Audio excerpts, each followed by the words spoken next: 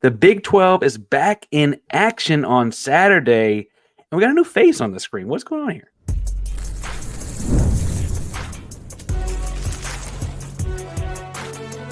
You are Locked On College Crossover, part of the Locked On Podcast Network. Your team every day. It is a crossover edition of Locked On Cougs and Locked On Kansas State. I'm host of Locked On Cougs Park Rangers, joined by Christian Rauh of Locked On Kansas State. Christian, I start every episode with kind of an awkward, odd, weird question for the people that want to talk in the comments but don't know what to say. Uh-oh. And it's really cold where I'm at. Sounds like it's not so warm where you're at. Hot chocolate weather. My question for you is hot chocolate just heated up chocolate milk? Oh, man. Are you doing the powder or are you going like on the stovetop?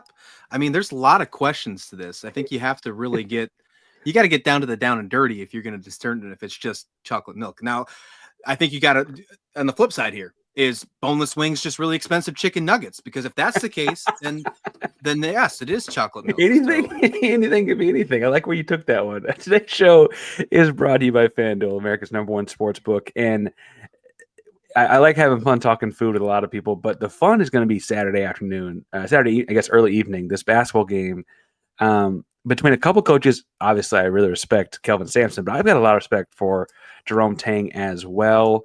An impressive resume to go from a high school basketball coach for a decade in Cleveland, Texas, for the Houston folks, Heritage Christian, to work his way up to being the head coach of a Big 12 program is no small feat. And so I got to ask, and I want to start the show here because I know the Kansas State folks might not like this. Christian, I started the year thinking that this is going to be a really good matchup between two really good teams, and I'm not so sure that's the case anymore. What's the problem in Manhattan? That's a really good question. And I feel like if I had that answer, I would probably be like the king of the world in Manhattan right now, because there is so many honestly, there's just so many concerns about the basketball team. And you're right. Okay, but there's concerns and there's Wichita State. Right. Right. And there's Drake and there's St. John's. And then in this case, TCU and Oklahoma State that we just lost to. There's a lot of concerns with Kansas State basketball. And I think you said it perfectly, Parker, that at the beginning of this season, when you're looking at the schedule and you're seeing teams like Houston and Kansas and Iowa State, you were putting Kansas State with that category, thinking that they were going to be able to compete with the top of the Big 12 after this crazy transfer portal additions that they added. Kansas State put a lot of money into their basketball team this offseason to get players like Coleman Hawkins, to bring in a huge NIL package. I think they spent over $5 million on their roster this year, and that's a lot in the eyes of Kansas State, but it's just not clicking. And it took a very long time in non-conference, which is hurting the entire conference, might I add, when it comes down to March Madness. I think it's going to really hurt the entire conference. But overall, I don't think we know the exact answer of what's wrong with this team yet. And unfortunately, I don't know if we're ever going to find the answer, because once we finally do, I think the season might be over. But I do know this. And what I do know is that for some weird reason, they're really good at home against ranked opponents. And guess what? Houston is coming into the game on Saturday, ranked, and they're playing on the road. So maybe we'll get shocked again. But in my mind, there's still a lot of things to be worried about with Kansas State. I've really held my thoughts back, and before letting my fans know and letting my listeners know what I thought about this, and I might have to explode one of these days. And if it doesn't get any better this weekend, I think it might finally happen. What you're saying is people should subscribe and hit the bell so they know when the live post-game reaction happens, because the camera might explode. You might. You know what? We've only been around for about a month now, and I really love all the followers and our people making Locked On Kansas State my first listen, and hopefully for your listeners, maybe second listen after the show, the game on Saturday. But we've almost at 500 subscribers. We've only been around a month, so really cool, and I love the adventure we've been on so far. Locked On is a great adventure, great community of like-minded fans. Ken Palm's got this one at 71-59. And I got to be honest, there's part of me to think that, and we talked in pre-pod, a little disrespectful. Houston winning by 12 points on the road, it would be a lot, especially in I thought of Kansas State's tough play to play 4 now. But also, Houston hasn't given up more than 55 points. And so we'll talk about Houston's defense in a minute. On Kansas State's offense, you mentioned all this money they're spending. It's turning into points. Who's getting all? I mean, are the dollars worth it? Who's scoring for these guys? Well, if you look at it right now, the dollars haven't been worth it. And that's been the biggest concern among many. And the gripes, if you type in the word Kansas State on the Twitter X machine, you're probably going to see those concerns happening. And the main point of focus of that concern, Parker, has been Coleman Hawkins. He comes over in a transfer portal from Illinois, and he decided to go ahead and play one more year of college basketball instead of going to the NBA. He picks up a nice NIL package. I think there's reports around $2 million just for Coleman Hawkins alone. And unfortunately, at the beginning of his tenure here in the non-conference play, the narrative around Coleman Hawkins was he's a stat stuffer. He's one of those guys that's not going to score a whole bunch of points for you, but's going to get his rebounds, going to get his assists. He's going to be a facilitator, if you will.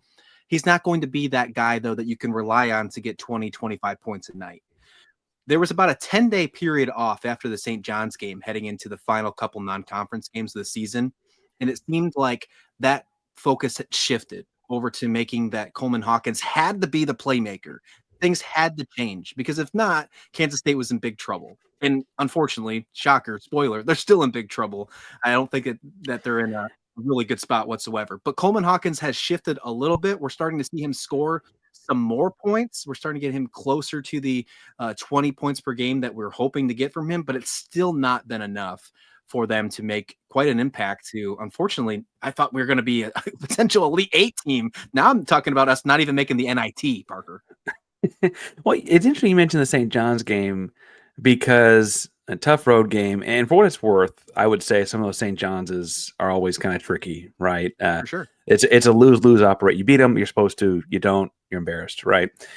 But you've lost 4 or 5 since that one. So I don't mean to act like this is a free fall and it can't get fixed. The Big 12 is a weird place, anything can happen. But also, what's happened in the, I mean, it's 5 of the last 6. So let's just call a spade here. Yep. And frankly, in looking at this and having not watched all the video, I might say the one you won is the best team, Cincinnati. Yeah. So kind of tell me what's been a trend. You said they try to shift more to Coleman Hawkins on the ball. Well, that's not working a whole lot. What's been going on? Well, one of the biggest things is just trying to find, and what Coach Tang has said is buy-in. And there's been this big discussion off the court about finding this team's quote-unquote buy-in.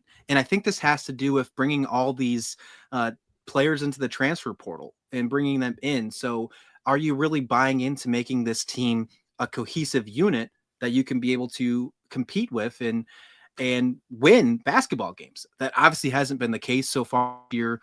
And that is a new direction that Kansas State has taken. You're not growing them into a program where you are building them to become a unit and being a team throughout the years in the program. But this NIL, this new era is a beast, and it's either an adapt or die aspect. In this case, they tried to adapt, but it didn't work out for them. They're in a really tough spot because right now they spent the money to make it happen and it's not working. So now they're going to try and go back to the well next year.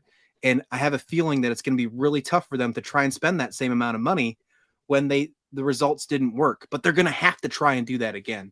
But unfortunately, I do think that what's happening on the court, talk about the buy-in off the court, is that it's just not working. It's not gelling together. Hawkins was having a tough time trying to facilitate, and they did not have, and they do still not have, a true point guard to help make that happen. And it's been a really tough thing to watch for Kansas State this year.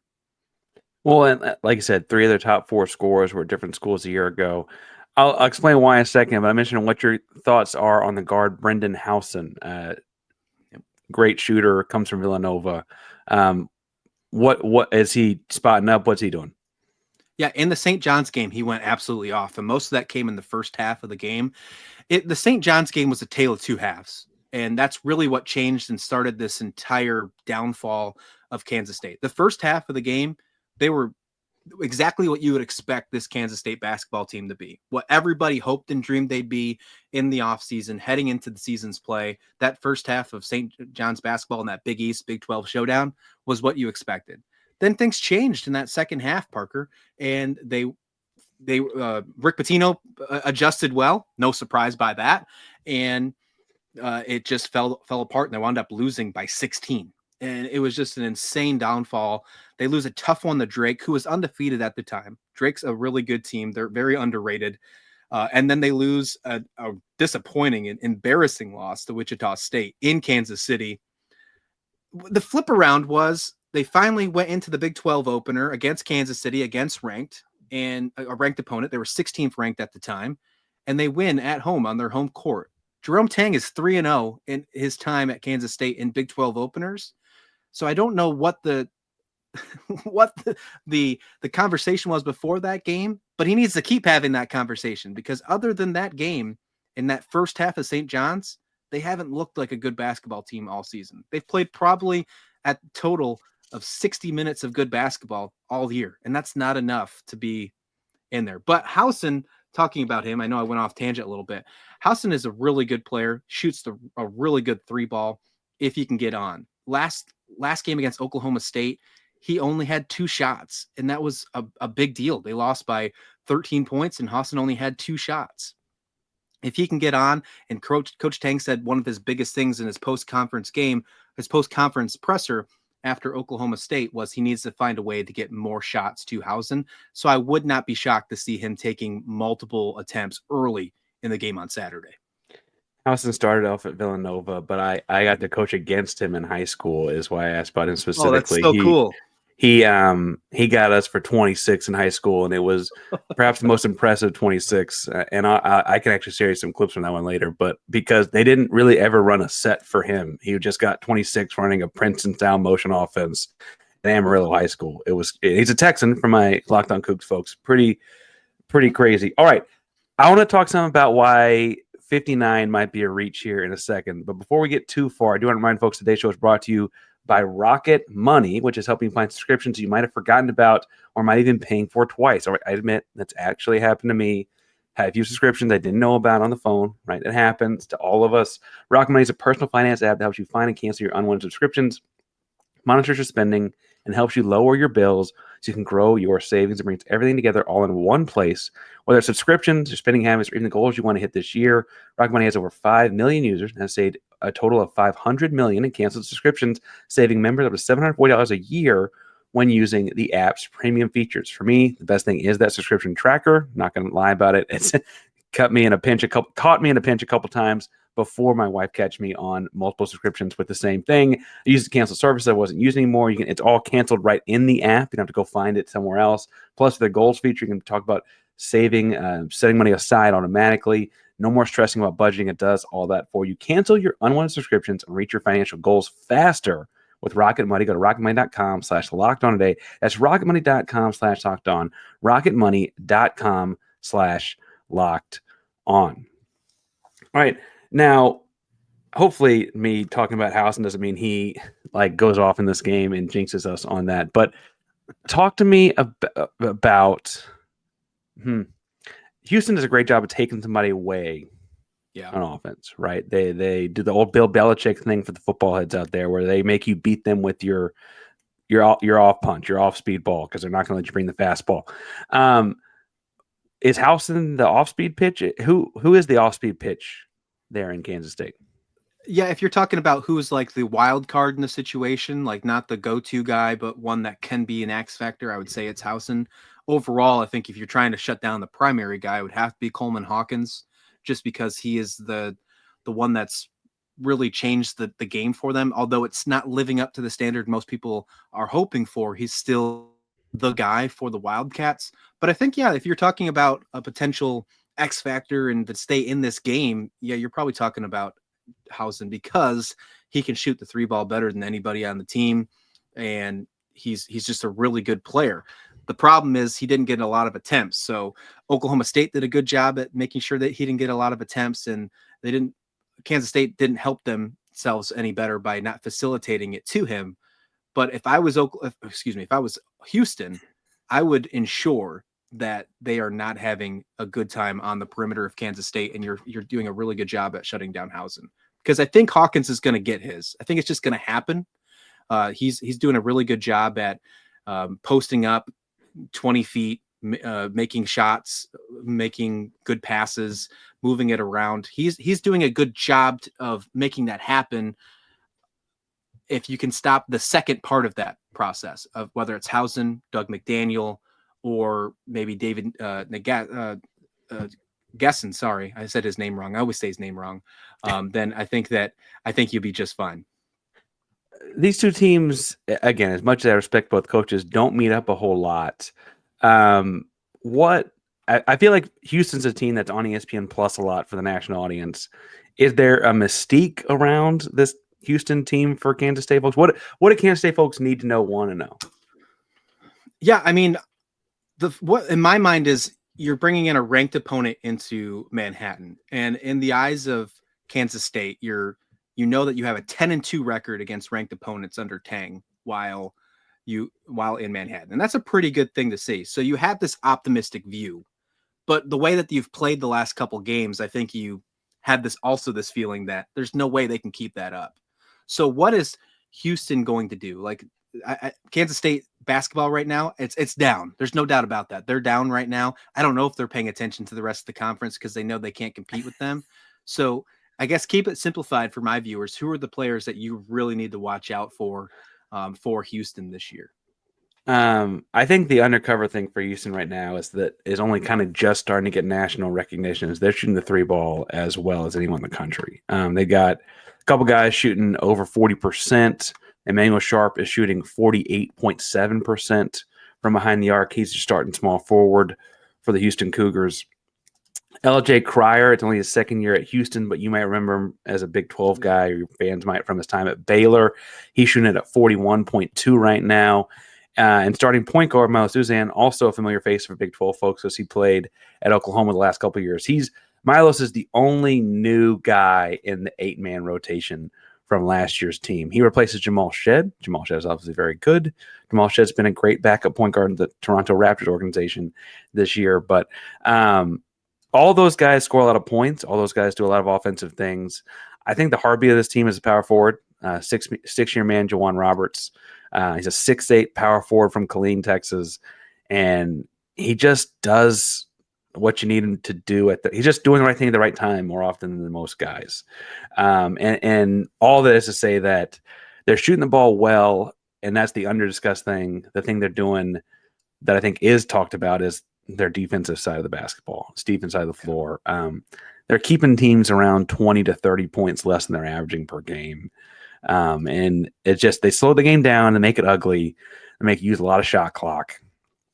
And honestly, it could be a very low-scoring game on Saturday. That's why when I said 59, Houston's got 7 or 8 straight games now of keeping opponents under 55. So, that would break the streak of sorts.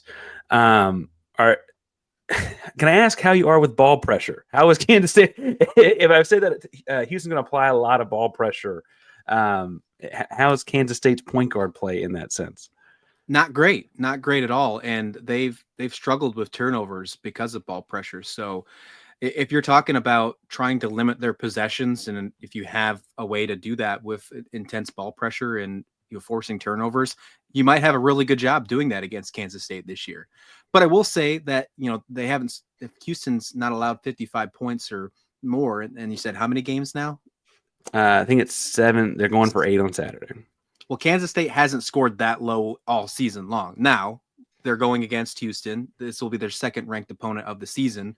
So it's something to keep in mind. But if their game doesn't play well against Kansas State, or I should say the flip side, if Kansas State's game doesn't play well against Houston, and you're talking to me that they're really good on all ball pressure and they're really good at shooting the three, as someone who follows the Wildcats and still is dealing with the pain, although they're not having a good season. I mean, they're 7-7 right now. It's not a good feeling to be at. I'm a little nervous of Houston. There's no doubt about that. I am expecting a loss. I'm not expecting a 12-point loss because of how they play at home, but when you're talking about how they shoot the three and how they have all on-ball pressure and the way that Kansas State has turned over the ball lately, I mean, Houston should be able to take care of them quite easily in this one. Well, and I want to spend the third segment because I have a hypothetical question on roster construction. But when you start getting to predictions, you're saying a closer than 12 single-digit point kind of game. What is, as someone who's watched Kansas State much closer than my audience in Iowa, what's leading you to that conclusion? What's Kansas State going to do to keep it close?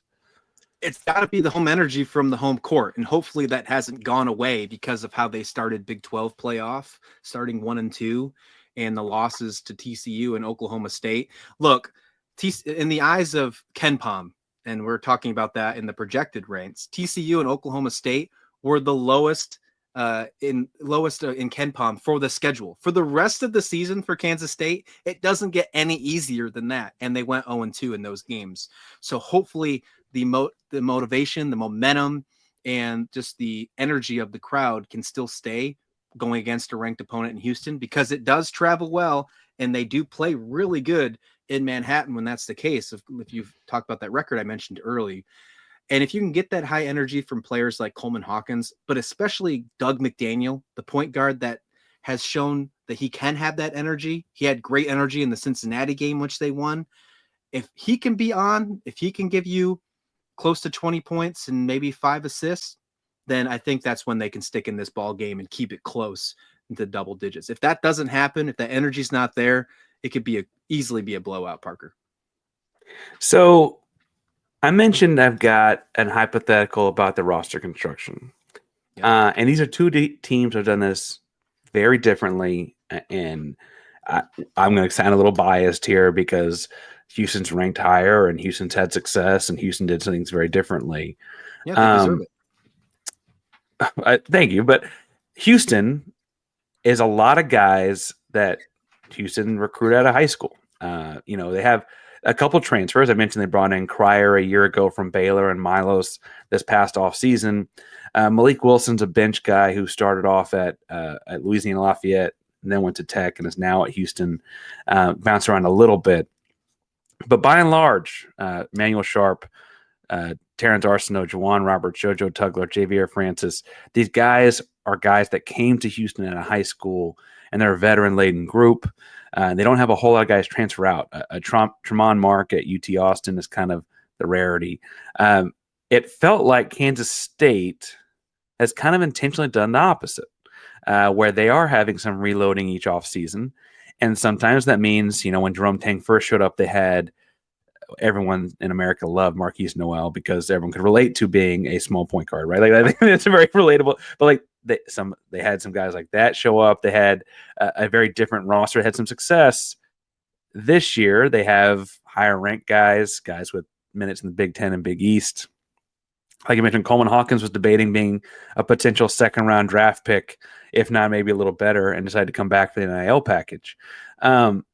Does this mean they need to change course, or is this just a bad year because it's going to be up and down like that?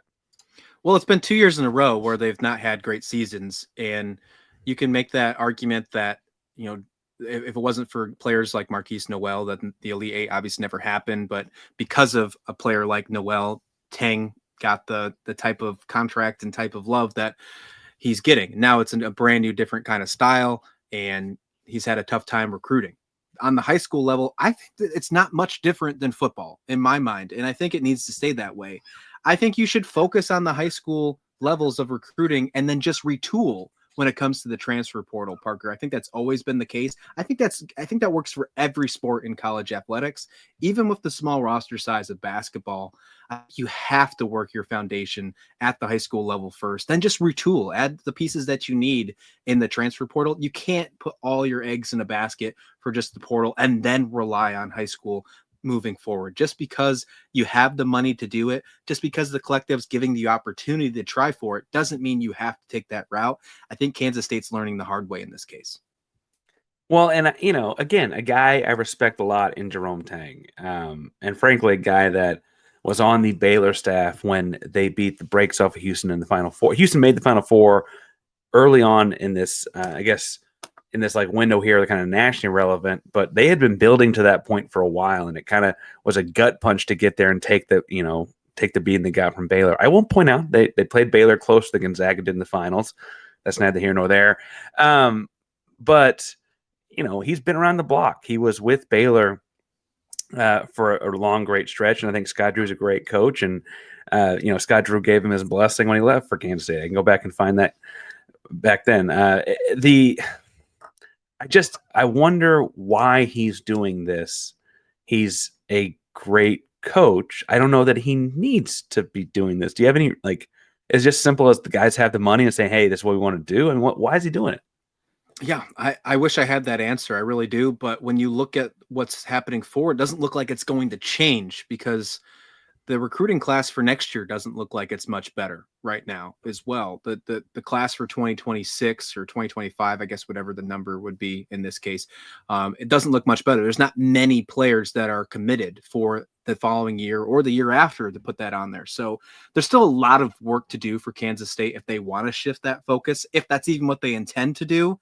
But regardless of the fact, I'm hoping that it's just they picked a couple players that just didn't work out. It didn't gel. They're more focused on just collecting the paycheck than gelling as a team and moving forward before they make that next step to the NBA. Maybe the Coleman Hawkins problem was, or the decision for Coleman Hawkins wasn't the best decision. Maybe you want to look at a guy that's trying to make the NBA or trying to make that next step up that still has a chip on his shoulder rather than, already declaring for the NBA draft and then taking a step back to collect the paycheck first. Maybe you have to get a lower level player in the eyes of that aspect. Regardless of how you decide to do it, I think you have to focus a little bit more on players' culture or buy-in. They keep using this word buy-in, Parker, this entire season. It's been the buzzword of the team.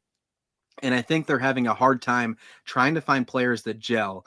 And if you're going to try and focus on having that as a success, as a cornerstone of your program, then you're going to have to do a better job at recruiting, whether it is in that portal or in the high school levels, on certain character type guys that you're looking for. It sounds like they didn't do that this type around, at least in the eyes of Jerome, Tang, and his coaching staff. 7-7, 1-2 in the Big 12.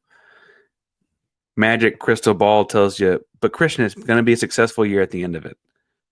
What happens between now and then to make it successful?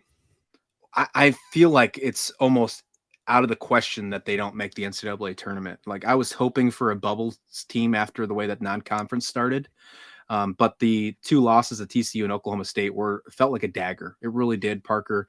And I feel like you have to have, just to even remotely have a chance at making the NCAA tournament, I'm guessing 13-7, maybe even 14-6 in the conference is what you'd need after that terrible non-conference record. And I don't think that's possible. So I feel like a successful season right now for Kansas State is finding yourself back in the NIT and hopefully getting an invite. And that's not a successful year, but not getting an invite there would be absolutely dreadful. And I think you might see some conversations about potentially having a coaching change, regardless of how high the buyout is, if you don't get that in this offseason. And that's just so bonkers because like the cloud nine they were on anyway, just crazy.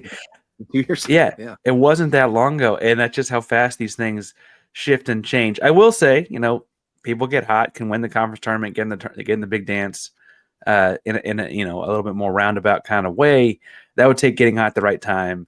I will say that other, Houston obviously is Houston, but you've got Kansas and Iowa State, both some rivalry mojo there maybe, and I would really appreciate if you could hand those guys some losses in a very selfish manner. Houston, for the folks at Kansas State that don't maybe know, is 11-3 at this point. 3 losses, 2 in overtime, none by more than 5 points. Auburn, Alabama, both in the top 5 at the time. It's been rough, but conference play is turning back around our way, and we'll see how this thing goes. Christian, it's Thursday. We've also got Friday's content, the game Saturday. Where can people find you, and what else you got going on at Kansas State this week into the weekend? Yeah, we're crushing portal chatter over on Locked On Kansas State because we have plenty of commits still. We're really picking up momentum towards the second half, Parker. We got 11 commits, and we have still some visits coming in. So lots of stuff over on Locked On Kansas State on the football side. Got plenty of momentum on that side. So we're excited. And we got to start talking about the women's team, because the women's team is ranked. So we're doing that over on the Wildcats as well. And you can find me on Twitter at Christian S. Rauh. I'm always talking anything, college sports, NFL. I'm excited for the college football playoffs this weekend. It's going to be a really good time, but you can find me over there. Of course. And again, for all people, Locked On Cougars and Locked On Wildcats are on all your audio platforms as well. Hit subscribe, do it on YouTube, maybe 1 or 2 audio platforms. Just keep it wherever you're at. Whatever app you got open, you can find the Cougs and the Cats. Christian, thanks for crossing over the minute. Welcome to the network.